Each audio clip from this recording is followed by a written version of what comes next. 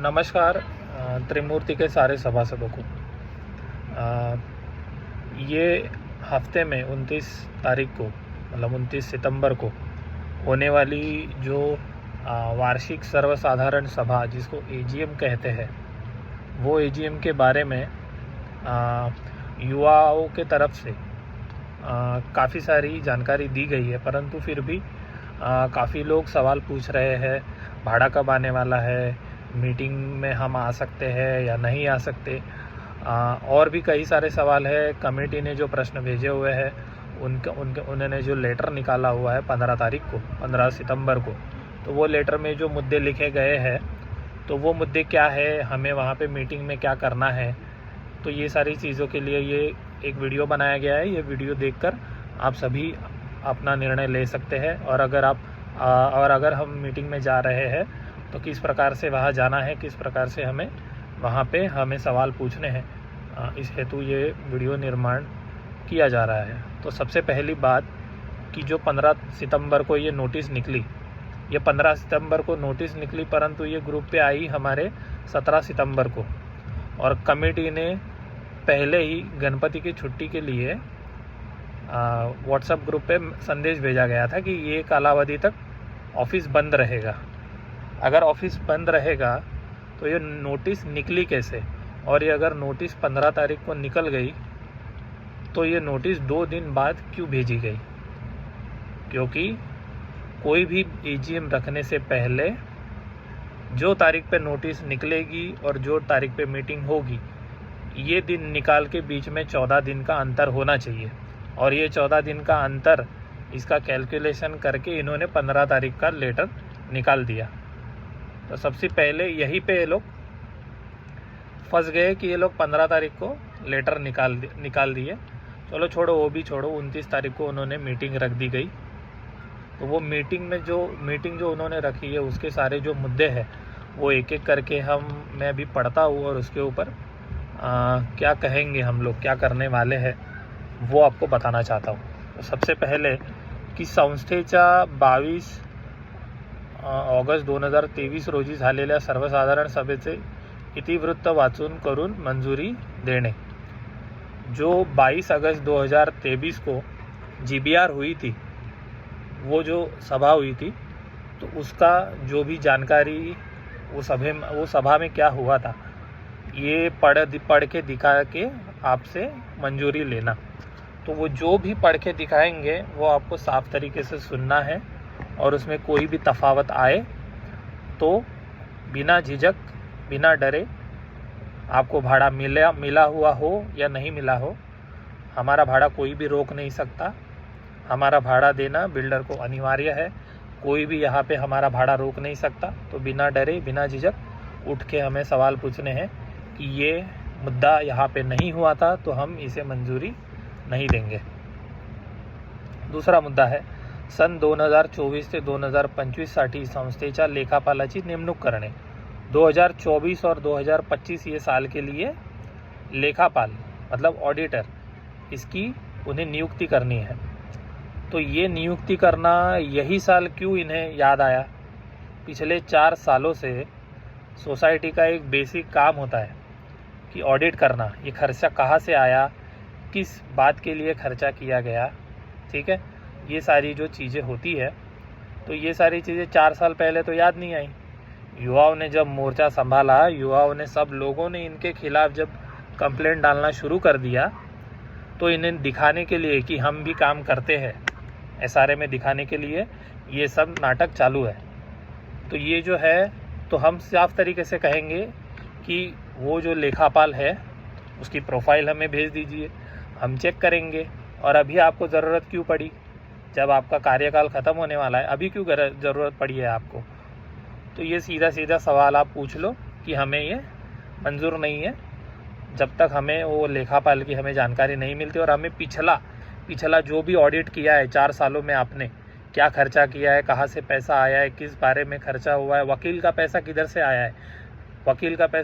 आया है, ये सोसाइटी का ऑफिस कहाँ बना है, किसके खर्चे से बना हुआ है, इसका खर्चा कहाँ से निकलता है, ये सारी चीज़ें, इन सारी चीज़ों की जानकारी जब तक आप हमें नहीं देंगे, हम लोग इस पे मंजुरी नहीं देने वाले। तिसरा मुद्दा, विकासक व वास्तुविशारद यांच्या उपस्थितीत पुनर्वसन योजनेच्या कामाचा आढावा घेणे। तो यहाँ पे एनुअल जनरल मीटिंग जो होती है, सबसे पहली बात वो होती है कमेटी और वहाँ के सभासद, इनके बीच में। तो यहाँ पे विकासक और वास्तु विशारद मतलब आर्किटेक्ट, तो इनका क्या काम है ये मुझे समझ में नहीं आ रहा है। तो ये सिर्फ मीटिंग लोगों को जानकारी देने के लिए है या निर्णय मंजूर करने के लिए है? सबसे पहली बात, विकासक और वास्तु विशारद का यहाँ पे काम ही नहीं है। उनका काम होता है GBR लेके लोगों के सामने आना अधिकृत तरीके से, जहाँ पे SRA के भी व्यक्ति होंगे, कमेटी भी होंगी और सभासद भी होंगे। ये AGM का काम होता है, कमेटी का AGM में, कि उन्होंने क्या किया है इन सालों में, वो बताना उनका काम होता है AGM में। यहाँ पे विकासक का कुछ काम नहीं होता है, वो उसने क्या किया है और वो क्या करने वाला है करके। तो इसलिए जो भी प्रश्न पूछेंगे कमेटी को पूछिए विकासक ने क्या किया है, कमेटी को पूछिए ये 4 सालों में आपने क्या किया है। उसके बाद चौथा मुद्दा, झोपड़पट्टी पुनर्वसन प्राधिकरणाच्या नवीन नियमानुसार 300 स्क्वेअर फूट निवासी घर मिळण्याबाबत। तो 300 स्क्वेअर फीट का घर है जो सरकार मान्य है, जो हमें मिलने ही वाला है। खाली उसका चटाई क्षेत्रफल मतलब कारपेट एरिया 300 का रहना चाहिए। वो तो कोई बड़ी बात नहीं है, हर जगह पे बम्बई में सबको जो भी घर मिलने वाले हैं वो 300 स्क्वेअर फीट से मिलने वाले, वो हमें भी मिलेंगे। पाचवा मुद्दा, विकासकाने दिलेल्या ऑफर लेटरनुसार व संस्थेच्या मागील सभेमध्ये मान्यता दिल्यानुसार झोपडीधारकांना देण्यात येणाऱ्या भाड्याची रक्कम आणि मागील थकीत भाड्याची एकवेळ नुकसान भरपाई म्हणून विक्री घटकातील 8000 स्क्वेअर फीट रेरा चटई क्षेत्रफळ या ज्याचे अंदाजित बाजारभाव 20 करोड आहे राखीव ठेवण्याबाबत प्रस्ताव कायम करणे। सबसे पहली बात 20 करोड़ रुपया, सबसे पहली बात आपको बताना चाहता हूँ, ये कमेटी ने 4 सालों में इनके टेन्योर के 4 सालों में सिर्फ लोगों को यही डराया कि आपके प्रकल्प पे 200-250 करोड़ का लोन है और कोई भी विकासक यहाँ पे आने के लिए तैयार नहीं है। फिर से सुनिए, ये कमेटी ने जानबूझ के हमें फंसाकर ये 4 साल में हमारे मन में डर बैठाया गया कि यहाँ कोई भी बिल्डर आने के लिए तैयार नहीं है। यहाँ पे 200-250 करोड़ का लोन है, ये जो आया हुआ है वो भी बड़े मुश्किल से आया हुआ है और हमें इससे काम करवा कर लेना है। तो ये हेतु लोग वहाँ पे डर गए थे और लोग कहने लगे कि जाने दो, चलो ठीक है। और जब युवाओं ने मोर्चा संभाला, जब युवाओं ने जाके और बड़े बड़े बिल्डर यहाँ पे लाए, युवाओं ने सारे पेपर खंगाले, तब हमें मालूम पड़ा अरे हमारे जगह पे तो NCLT का कुछ है ही नहीं, हमारे जगह पर 200-250 करोड़ का लोन है ही नहीं, और जो भी लोन है वो बिल्डर के ऊपर है और वो खुद देखेगा। तो इसका मतलब 4 साल आपके मन में डर बैठाकर जो हमारा 80 करोड़ का थकित भाड़ा है वो हमें सिर्फ 20 करोड़ में निपटा रहे ये लोग। तो इसमें सीधा समझ में आ रहा है विकासक का तो फ़ायदा हो रहा है और विकासक इन लोगों को हाथ में लेकर हमारा नुकसान करवा रहा है। क्या पता इनको भी कुछ मिलता रहे, हमें उसके बारे में पता नहीं। पर आप सोचिए कि ये विकासक इन सब लोगों को हाथ में लेकर इतने सालों से हमें डराकर हमारा 60 करोड़ रुपया भुलवाने लगा रहा है। तो हम वो क्यों भूले? जगह हमारी है, हमारे यहाँ पे प्रकल्प बनने वाला है, मूल मालिक हम हैं, बाकी के जो देने वाले हैं जिनको पैसा मिलने वाला है उनको तो मिलने वाला है, पर हम यहाँ पे ऐसे है कि जाने दो, हमारा 80 करोड़ बनता है ना, तो जाने दो, हमें 20 करोड़ दे दो। तो ये कहाँ से आया है 20 करोड़? आपने किसी लोगों से पूछा था ये 20 करोड़ बिल्डर के साथ बात करते समय, या आपने खुद ने कर दिया था? तो सबसे पहली बात, ये मुद्दा जब आएगा, कोई भी सभासद इस मुद्दे को दुजोरा ना दे, इस मुद्दे को हाथ ऊपर करके ना कहे कि हाँ हमें ठीक है 20 करोड़ हमें चलेगा। 10 लाख रुपया, 10-10.5 लाख रुपया पिछले 7 सालों में आपकी जेब से चला गया है और उसके बदले में सिर्फ 2-2.25 लाख रुपया आपकी जेब में आने वाला है। बाकी का 8 लाख रुपया क्या करेंगे? जो महिलाओं ने बर्तन मांजकर, किसी के घर में जाकर, किसी ने अपने गहने बेचकर, किसी ने ब्याज पे लेकर बम्बई में भाड़ा भर के रहे हैं, उनकी तकलीफ़ ये कमेटी वालों को नहीं दिखी। तो जो हमने तकलीफ़ सही है उसका नुकसान भरपाई हमें मिलना ही चाहिए। तो ये 8,000 स्क्वायर फीट की जगह नहीं चाहिए हमें, हम सोचेंगे हमें ज़्यादा जगह चाहिए, और ये 80 करोड़ का जो हमारा कीमत है हम ज़्यादा से ज़्यादा वसूल करेंगे। तो ये पहली। दूसरी बात, अब जाते हैं अगले मुद्दे। छठवा मुद्दा, जुने वास्तुविशारद मुकेश बहादूर यांनी राजीनामा दिल्याने संस्थेच्या स्तरावर श्री पडवळ messrs Aspire architect and consultant यांची निवड कायम करण्याबाबत। जिस दिन ये विकासक आए थे उस दिन कमेटी के सेक्रेटरी साहब बड़े तौर से कह रहे थे, अरे आपको पता है क्या, सबसे बड़ा आर्किटेक्ट है ये बम्बई का बहादुर साहब, आपने नाम सुना है क्या, आपने नाम सुना है क्या? नहीं, हमने नहीं सुना था। और अभी वो बाहर क्यों जा रहे हैं? उसके कारण क्या है? बहादुर जो आर्किटेक्ट थे वो हमारे प्रकल्प से बाहर क्यों जा रहे हैं? सबसे पहले उसका कारण बताओ। और फिर ये जो नए आ रहे हैं उन्होंने कितने काम किए हुए हैं? अब हम नहीं फंसने वाले। किसी ने एक काम किया है, ऐसे बिल्डर को लाया है जिसने एक काम किया है, तो ये और कितने काम किए हुए हैं ये बिल्डर ने। जब तक ये हम नहीं जानकारी जान पाते तब तक ये वास्तु विशारद जो है उनको हम लोग सहमति नहीं देंगे कि ये हमारा प्लॅन बना सकते हैं। उसके आगे का मुद्दा, आपल्या संस्थेच्या पुनर्वसन योजनेमध्ये बहुमजली 120 मीटरपर्यंत संमिश्र पुनर्वसन इमारतीची कायद्यानुसार उभारणी करण्यास मान्यता देऊन सदर बाबतीत विकासकाला अधिकार देणे। सबसे पहली बात कि लोगों को डॉक्यूमेंट जमा करते टाइम ये कमेटी छुप के एक जन को फ़ोन करके बहला फुसला कर किसी को कहा एग्रीमेंट नहीं करोगे तो भाड़ा नहीं मिलेगा, किसी को तो नहीं कहा, किसी को ऐसे कहा, और बेचारे लोगों ने एग्रीमेंट करवा भी दिया। जब एग्रीमेंट करवाया, जब एग्रीमेंट हमारे हाथ में आया, तब काफ़ी ऐसे मुद्दे थे जो हमें मालूम पड़े। उसमें ये एक मुद्दा था कि 120 मीटर की इमारत बनने वाली है जो 39 महले की होने वाली है। पहली बात, ये 39 महीने की बिल्डिंग बनने वाली है, ये कमेटी को नहीं पता होगा? आपको लगता है ये उनको नहीं पता होगा? अगर वो कहते हैं कि नहीं पता था हमें, तो सबसे बड़े मूर्ख है वो लोग, ठीक है। और वो हमें शायद मूर्ख समझते हैं कि हम लोग कह देंगे और ये लोग मान लेंगे कि हमें नहीं पता था, अभी आप कह रहे तो हमें मालूम पड़ रहा है। तो कह रहे तो मालूम पड़ रहा है तो विरोध कीजिए। विरोध क्यों नहीं कर रहे? और अगर विरोध नहीं करना है इसलिए तो ये लोग ने ये मुद्दा यहाँ पे डाला हुआ है कि इनको तो ये चाहिए, और चाहिए तो क्यों चाहिए उसका भी कारण बताओ। कुछ तो पढ़ा होगा आपने कि ये 39 महले की बिल्डिंग बांधने वाले हैं, उसका कारण बताओ। आपको क्यों लगता है ये बांधनी चाहिए? और ये पहले क्यों नहीं बताया गया लोगों को? जब ये यहाँ पे विकासक आए तब क्यों नहीं बताया गया कि यहाँ इनका प्लान है 39 महले की बिल्डिंग बांधना? तो साफ तरीके से ये कमेटी का वैसे काम ही है लोगों को फंसाना। वो पहले भी वही कर रहे थे 4 सालों से, अभी भी वही जाते जाते वही करेंगे, लोगों को फंसा के जाएंगे। तो हमें सीधे तरीके से उन्हें नकारना है कि हमें ये नहीं चाहिए। पढ़ते हैं आगे अगले मुद्दे पर। आपल्या झोपडपट्टी पुनर्वसन योजनेमध्ये लगतच्या भूखंडाचे एकत्रीकरण करण्यास मान्यता देणे।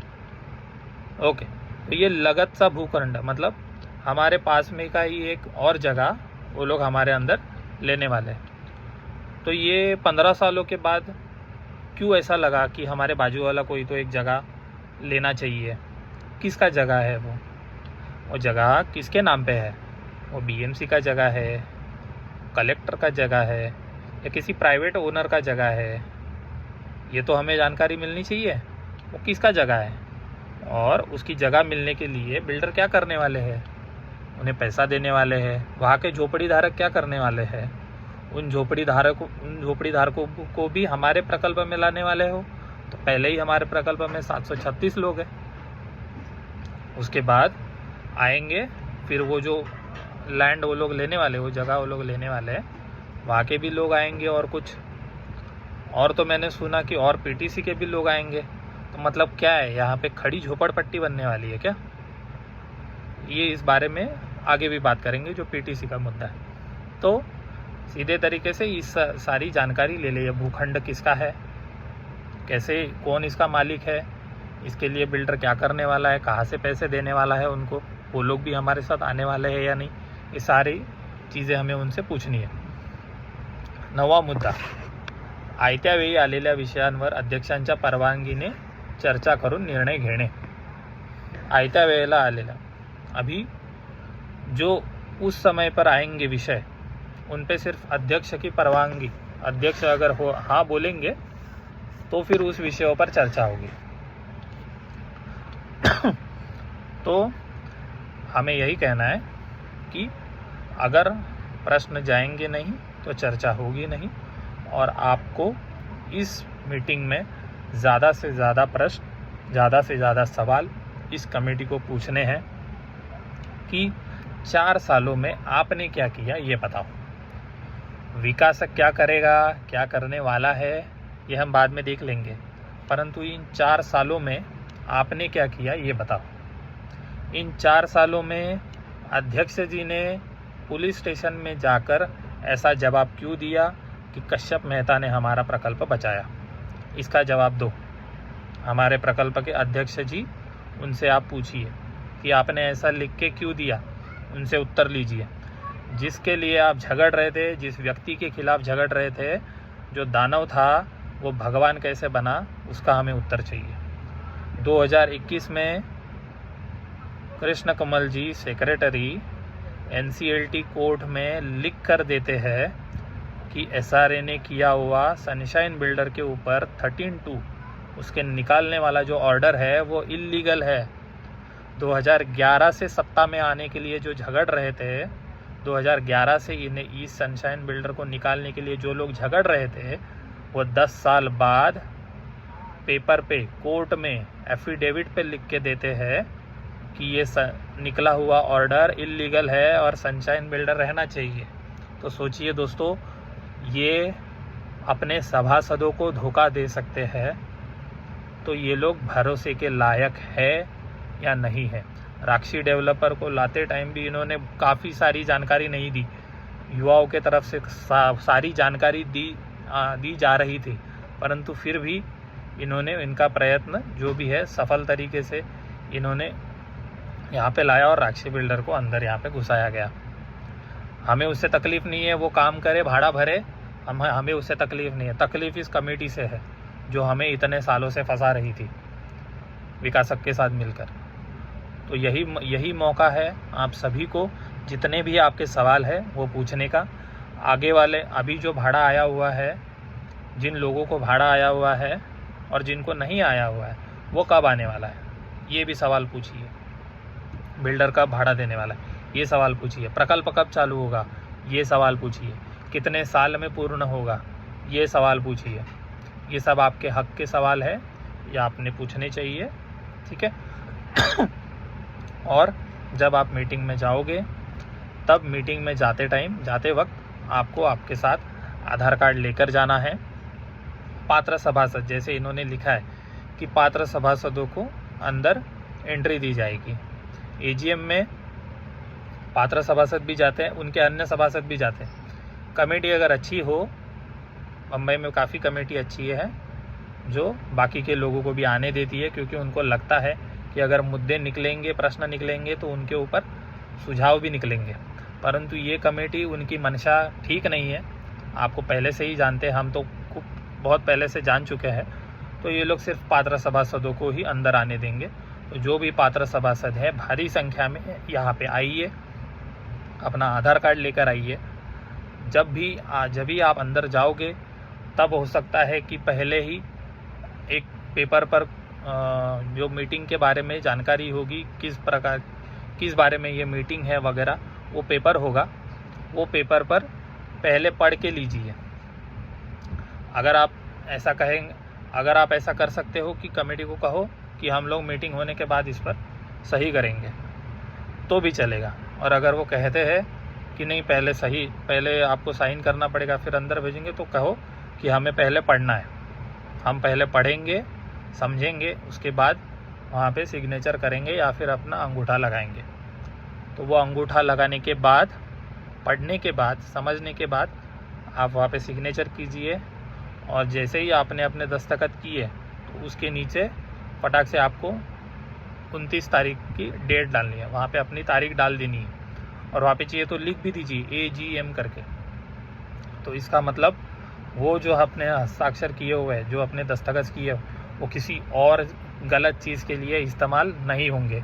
ये कमेटी ने बहुत, मतलब हर कमेटी ऐसी चोर कमेटी या तो करती ही है, तो ये किसी भी प्रकार पे उसका दुरुपयोग हो सकता है। इसलिए साफ तरीके से वहाँ से समझ जाएगा कि ये दस्तखत ये AGM के लिए की गई थी। ये हो गया मुद्दा। और अंदर जाने के बाद सारे प्रश्न जो होंगे, किसी भी मुद्दे को वहाँ पे सीधे सीधे हाथ ऊपर करना नहीं है। युवाओं के तरफ से कुछ सभासद ऐसे हैं जो पढ़े लिखे हैं, जो युवाओं के संपर्क में हैं, उन्हें सारी जानकारी दी जाएगी।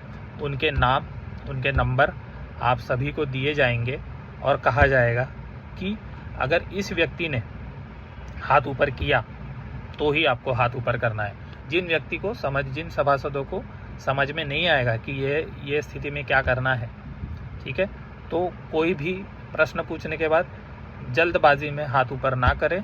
पहले देखें, हमने जो नियुक्त किए हुए सभासद है वो अगर हाथ उठाते हैं तो आप हाथ उठाइए। अगर वो सवाल पूछते हैं तो उस सवाल को आप सपोर्ट कीजिए कि नहीं, ये सवाल सही पूछ रहे हैं, इसका हमें जवाब देना चाहिए, उसका हमें जवाब मिलना चाहिए। तो इस प्रकार से आप सभी को करना है कि जो सभासद, जो नियुक्त किए सभासद, उनका हाथ अगर ऊपर दिखता है तो अगर आपको भी हाथ ऊपर करना है। उनका हाथ नीचे रहता है तो आपको हाथ नीचे रखना है, क्योंकि अगर ये मीटिंग में आपने हाथ ऊपर कर दिए, इसका मतलब आपने बिल्डर को और इस कमेटी को सारे हक दे दिए। इसके बाद कोई भी प्रकार की यहाँ पे बदल इस प्रकल्प में नहीं हो सकते, और जो भी है वो बिल्डर का इसके आगे सुनना पड़ेगा। तो देखिए, इतने गंभीर चीज़ है, जिसे समझ लीजिए। और जो भी ये मीटिंग में आएंगे, आप बेझिझक, बिना डरे सवाल पूछिए। किसी का भी भाड़ा यहाँ पे रुकने वाला है नहीं, सभी को भाड़ा मिलेगा और भाड़ा मिलना सभी का हक है, ठीक है। और जो जिन भी सभासदों के नाम, जो लिस्ट हमने भेजी हुई है उसमें गलत है या फिर आए नहीं है, जो पात्र है उनके वो सभासद हमें लिस्ट में से नाम नहीं है, इसीलिए मैसेज कर रहे हैं। उनके नाम अलग से बाजू में हम लोग ले रहे हैं, और वो जो नाम आएंगे वो हम आगे विकासक को भी देने वाले हैं कि इन सभासदों का ऐसा केस है और आपने इनका नाम लिस्ट में डाला नहीं है। तो इसके लिए भी हमारा प्रयास चालू है, क्योंकि ये जो काम था लोगों का नाम निकालना, वो कमेटी का काम था। बिल्डर ने कमेटी को दिया था और कमेटी ने क्या कारणवश उनको नहीं दिया है या फिर सभासदों को वहाँ से उस यादी से निकाल दिया है, वो हमें भी नहीं मालूम। और हमें कमेटी से कुछ लेन देन है नहीं, हमें उनके ऊपर विश्वास ही नहीं है। तो हम सीधा बिल्डर को पूछेंगे कि इन सभासदों को भी मिलना चाहिए, इनका नाम पात्र है और इनका नाम क्यों निकाला गया, उसका कारण हमें बताइए। तो जो भी और सभासद रहेंगे, कृपया करके आप सभी आपका जो भी एनेक्सर नंबर होगा, आपका पात्र रूम होगा, और अगर नंबर नहीं है, उस लिस्ट में आपका नाम नहीं है, तो ग्रुप में बता दीजिए। हम उनके नाम अलग से बाहर निकाल रहे हैं और वो जो लिस्ट है वो हम डेवलपर को देंगे, ठीक है। तो यही बात करनी थी। काफ़ी लंबा वीडियो है, परंतु उतना ही महत्वपूर्ण था आप सभी के लिए, इसलिए ध्यान रखिए। 29 तारीख को आइए और अपना महत्वपूर्ण मत खोजिए। महत्वपूर्ण मत जो है वो गलत काम के लिए मत दीजिए। शुभ रात्रि, धन्यवाद।